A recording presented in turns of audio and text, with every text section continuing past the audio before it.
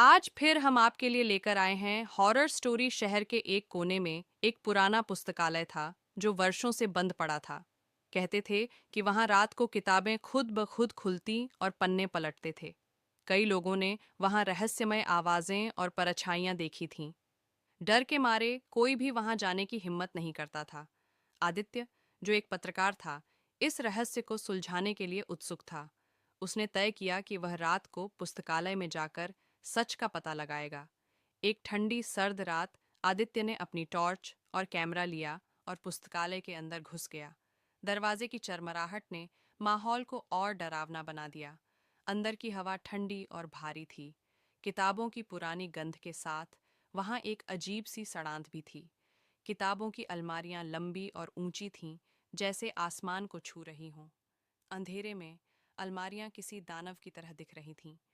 आदित्य ने एक अलमारी की ओर देखा, जहां एक पुरानी किताब खुले पन्नों के साथ रखी थी। उस पर धूल जमी हुई थी, लेकिन एक शब्द चमक रहा था, मौत। जैसे ही उसने किताब उठाई, चारों तरफ से फुसफुसाहट की आवाजें आने लगीं। वह मुड़ा तो देखा कि दूसरी अलमारियों में रखी किताबें अपने आप खुलने लगीं। हर किताब के पन्नों पर खून जैसा लाल रंग था और उनमें अजीब शब्द लिखे हुए थे। अचानक एक आवाज आई, तुमने मेरी नींद क्यों तोड़ी? आदित्य ने घबराकर चारों तरफ देखा, पर वहां कोई नहीं था। तभी उसे एक छाया दिखी, एक महिला की आकृति जो हवा में तैर रही थी। उसके बाल बिखरे हुए थे और आंखें लाल थीं। उसने आदित्य की तरफ इशारा किया और कहा, तुम्हें भी मेरे साथ यहीं रहना होगा। आदित्य डर के मारे भागने लगा, लेकिन दरवाजा गायब हो चुका था।